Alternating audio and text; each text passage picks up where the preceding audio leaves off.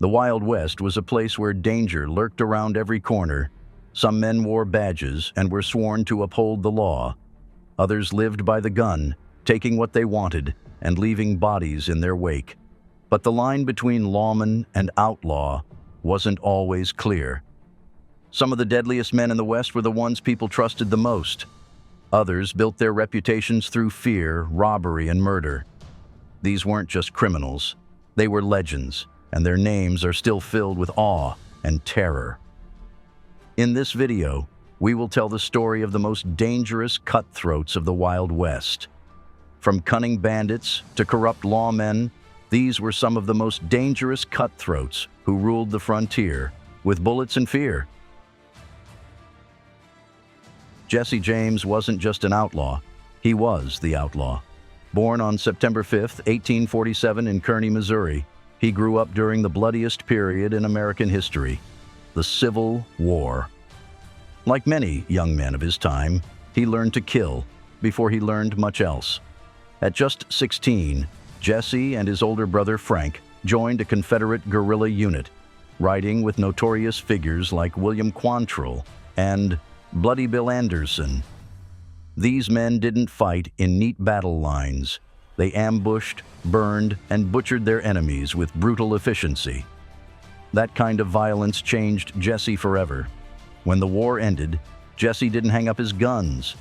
Instead, he pointed them at a new target: banks, trains, and stagecoaches. In 1866, he and Frank were involved in the Clay County Savings Association robbery in Liberty, Missouri, where they walked away with $60,000. This was no nighttime heist. It happened in broad daylight, marking one of U.S. history's first armed bank robberies. When a bystander got in the way, Jesse shot him dead without a second thought. Jesse wasn't just a criminal, he was a killer with a grudge. In 1869, he robbed the Daviess County Savings Association in Gallatin, Missouri, and murdered the cashier, believing him to be a Union officer responsible for his old war buddy's death. He was wrong, but that didn't matter. Jesse never needed much of a reason to pull the trigger. His robberies weren't just about the money. He had a vendetta against the North. Every train he looted and the bank he hit felt like revenge. However, while some saw him as a Southern Robin Hood, the reality differed. Jesse wasn't giving his loot to the poor. He was keeping it for himself and his gang. Despite his ruthless ways, Jesse had a flair for theatrics. He wrote letters to newspapers, painting himself as a hero standing up against Northern tyranny. He wanted the public on his side, and for a while, it worked. But lawmen weren't buying his story. The Pinkerton National Detective Agency hounded him relentlessly. After an 1875 raid on his family home left his half-brother dead and his mother maimed, Jesse only grew more reckless. His gang met disaster in 1876 when they tried to rob a bank in Northfield, Minnesota. The townspeople fought back hard, killing or capturing most of the gang. Jesse and Frank barely escaped, but they were living on borrowed time from then on. Paranoid and desperate, Jesse brought in recruits, including Robert and Charlie Ford. Big mistake.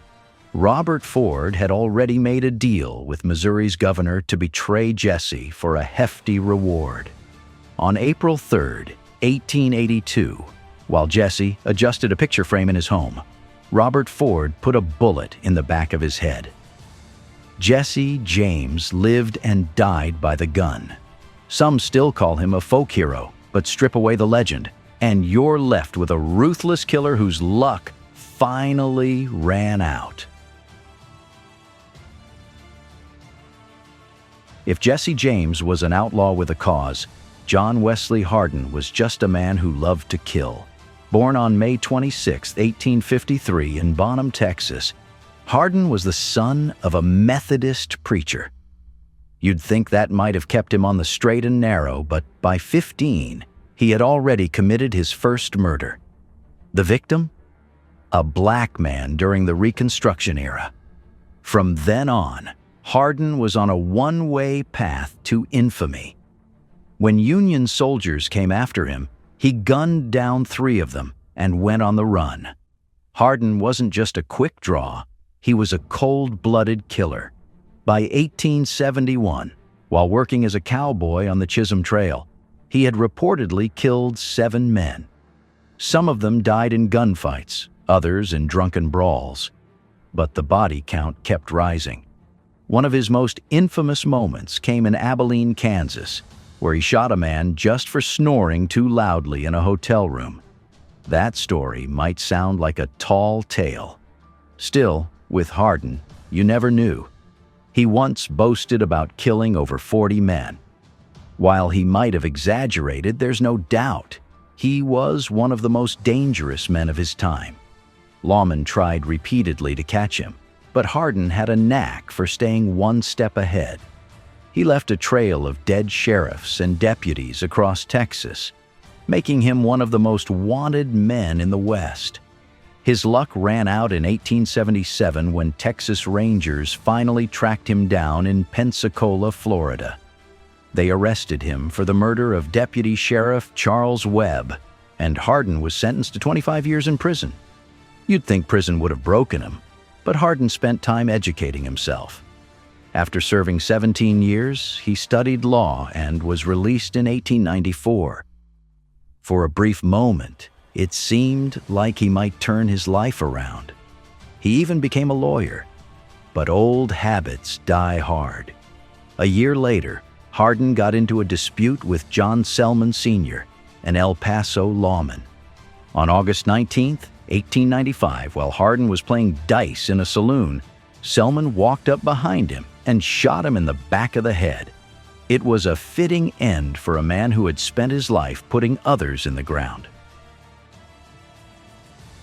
Billy the Kid wasn't born into the Wild West. He was born Henry McCarty in New York City on November 23, 1859. But fate had other plans. After his mother died of tuberculosis in 1874, the young orphan was left to fend for himself. And if history has taught us anything, it's that the West wasn't kind to lonely boys with nowhere to go. Henry drifted into New Mexico, taking on the name William H. Bonney. It sounded a little more dangerous, and it wouldn't be long before he'd have to live up to it. He started small, petty thefts and minor scuffles, but the Wild West turned nobodies into outlaws overnight. And that's exactly what happened when Billy got caught up in the Lincoln County War. The feud was classic Wild West. Big money, land disputes, and enough corruption to make even the shadiest gunslingers blush. You had the powerful merchants Lawrence Murphy and James Dolan on one side. On the other, English rancher John Tunstall and his partner, Alexander McSween. Billy was just a hired hand at first, but when Tunstall was murdered, things got personal. The Kid joined a vigilante group called the Regulators, ready to serve some Wild West justice. And serve it he did. Billy was at the heart of several violent clashes, including the killing of Sheriff William J. Brady. The war didn't end well for the Regulators, but Billy came out of it a wanted man, his name spreading like wildfire across the frontier. Some saw him as a hero, standing up against corruption. Others saw him as a cold-blooded killer. Either way, he was on the run. Garrett wasn't just any lawman. He had a history with Billy, which made his pursuit all the more personal. He finally caught the Kid in December 1880, locking him up with a death sentence looming. But Billy wasn't the type to wait for a noose. In April 1881, he pulled off a legendary escape, killing 2 guards. Freedom didn't last long.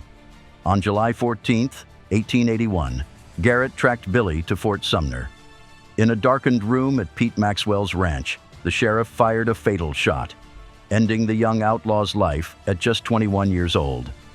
But death didn't erase Billy's legend. Over a century later, his story still sparks debates. Was he a villain? A victim of circumstance? The truth is lost somewhere between history and myth. But one thing's certain: Billy the Kid will always be one of the Wild West's most infamous cutthroats. Some outlaws kill for money, others kill for revenge. Then there's Clay Allison, who seemed to kill just because he felt like it. Born Robert A. Clay Allison on September 2nd, 1841, in Tennessee. He had a reputation for being as unpredictable as a rattlesnake. One minute, he was charming and polite. The next, he was slicing off a man's head and displaying it outside a saloon. Yeah, Clay Allison wasn't your average gunslinger. His violent streak started early. He joined the Confederate Army during the Civil War, but was discharged after only a few months. The reason? A head injury that allegedly caused partly epileptic and partly maniacal episodes. It turns out that sending an unstable man into the Wild West was like throwing a lit match into a barrel of gunpowder. By the 1870s, Allison had made a name for himself as the guy you didn't want to cross. He led a mob that lynched suspected murderer Charles Kennedy and then went the extra mile by decapitating him. Just in case anyone missed the message, he placed Kennedy's head on a pole for all to see. Subtlety was not his strong suit. But Allison didn't just kill criminals. He killed anyone who rubbed him the wrong way. Take the time he dined with a fellow gunslinger named Chunk Colbert. They shared a meal, exchanged pleasantries, and then Colbert tried to kill him. Bad move. Allison was faster, shooting Colbert in the head. When asked why he ate dinner with a man he planned to kill, Allison casually replied, "I didn't want to send a man to hell on an empty stomach." His unpredictability wasn't limited to murder. In 1880, while in Mobeetie, Texas, he reportedly rode through town stark naked, except for his gun belt. Stunts like this made him both feared and, strangely, admired. People didn't know whether to run from him or buy him a drink. Despite his wild ways, Allison tried to settle down. In 1881, he married America Medora Dora McCulloch and started ranching near the Pecos River. But even the quiet life couldn't keep trouble away. In the end, it wasn't a bullet that killed him. On July 1st, 1887, Allison was hauling supplies when he lost his balance and fell off his wagon. A wheel rolled over him, breaking his neck. Just like that, one of the most unhinged men of the Wild West met his end, not in a shootout, but in a freak accident. Tom Horn was the kind of man who made sure his name was whispered in fear. Born in Missouri in 1860, he had a talent for tracking and an even greater talent for killing. By the time he was 16, he was already riding with the U.S. Army as a scout, helping hunt down Geronimo and other Apache warriors. His rifle skill and ability to track a man like a bloodhound made him a valuable asset and a dangerous enemy. After his time with the Army, Horn found work with the Pinkerton Detective Agency. That might sound noble, but let's be clear. He wasn't solving crimes with a magnifying glass. He was hunting down outlaws and cattle rustlers and wasn't afraid to get his hands dirty. He was a little too good at it. His tendency to solve problems with a bullet made the Pinkertons nervous, and he was eventually let go. But Horn wasn't out of work for long. The big cattle ranchers in Wyoming and Colorado needed someone to deal with rustlers, and Horn was just the man for the job. He had a simple system. Leave a warning, and if the suspected rustler didn't leave town, he'd ensure they never got the chance. No trials, no second chances. It's just a bullet in the night. Horn's downfall came in 1901 when 14-year-old Willie Nickel was shot near his family's ranch. Suspicion quickly fell on Horn, and lawman Joe Leafors tricked him into a drunken confession. Whether he actually killed the boy or was just bragging remains a debate.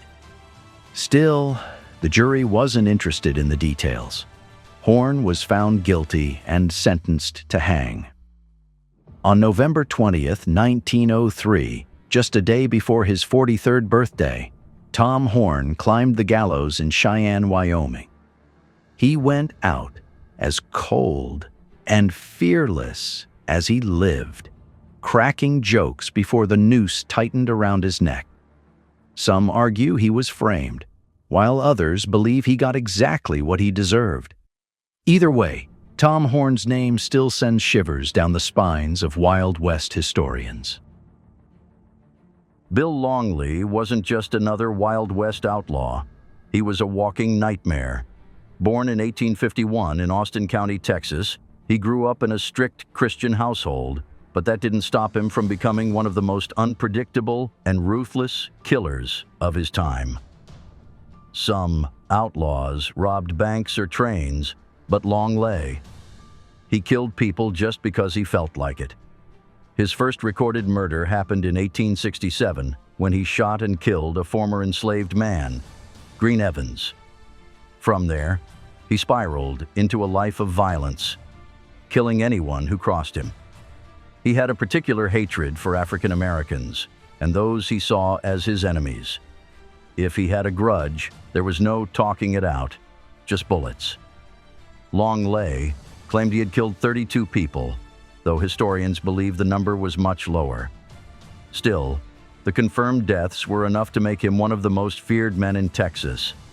One of his most senseless murders was that of his childhood friend, Wilson Anderson. The reason? It's a petty dispute. Longley didn't bother with a fair fight. He waited until Anderson was plowing his field, then shot him in the back with a shotgun. For years, Longley managed to stay one step ahead of the law. He traveled under fake names, crossed state lines, and even joined the U.S. Army, only to desert later. His luck eventually ran out 1877 when Sheriff Milt Mast captured him in Louisiana. Back in Texas, he faced trial for Anderson's murder. While locked up, Longley tried to craft his legend, writing letters bragging about his kills and painting himself as an unstoppable force. But the law wasn't impressed. On October 11, 1878, he was hanged in front of a massive crowd in Giddings, Texas. Unlike some outlaws who got a dramatic showdown, Longley's story ended with a rope around his neck and no one left to fear him. Some outlaws were loud and reckless, but Jim Miller, he was quiet, cold, and calculated, a true professional killer. Born in Arkansas in 1861, Miller moved to Texas as a child. When he was just 8 years old, his grandparents were murdered. Strangely, Jim was suspected of the crime but never charged. It was just the beginning of a very dark career if he did it. Miller was always a contradiction. On one hand, he was a devout Methodist who didn't drink, smoke, or curse. He even earned the nickname Deacon Jim because of his church-going ways. On the other hand, he was a ruthless hitman who took contracts to kill for anywhere between $150 and $2,000, a small fortune at the time. His first confirmed murder came in 1884 when he killed his brother-in-law, John Thomas Coop, with a shotgun while he was sleeping. That's right, no duel, no argument, just a calculated attack. Miller was convicted and sentenced to life in prison, but somehow he got off on a technicality. That would become a pattern for him. No matter how many people he killed, the law never seemed to stick to him. By the 1890s, Miller was infamous. He didn't just shoot people, he executed them with precision. His favorite weapon was a shotgun, and he never rushed a job. Whether it was for revenge or a paid hit, he always worked in the shadows, and no one ever saw it coming. But even the best assassins slip up eventually. In 1909, Miller was hired to kill former Deputy U.S. Marshal Gus Bobbitt in Ada, Oklahoma. He did what he always did, ambushed Bobbitt and shot him down. But this time, he made a mistake. Bobbitt lived just long enough to identify his killer. That was all it took. The people of Ada had had enough of Jim Miller and his slippery ways. Instead of waiting for another trial that he'd probably escape, a mob stormed the jail where he was being held. They dragged him and 3 of his co-conspirators to a barn and lynched them on the spot. Miller's last words, "Let the record show that I've killed 51 men. Let her rip." And just like that, the silent assassin was gone. Most criminals spend their time running from the law. Hoodoo Brown was the law. Born Hyman G. Neal in Missouri, Hoodoo came from a well-respected family.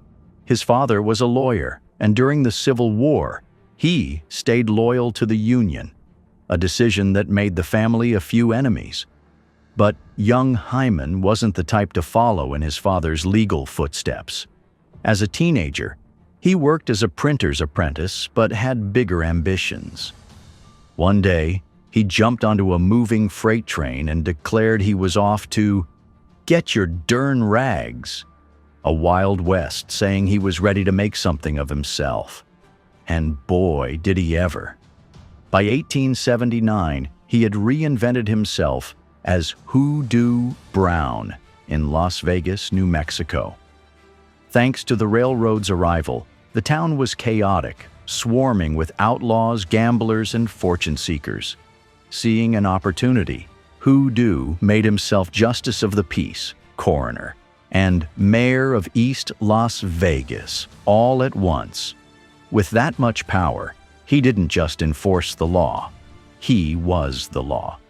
To ensure he stayed on top, he gathered a crew of some of the roughest men in the West, including gunmen and gamblers from Dodge City. They became known as the Dodge City Gang, and under the cover of law, they ran the town like their personal empire.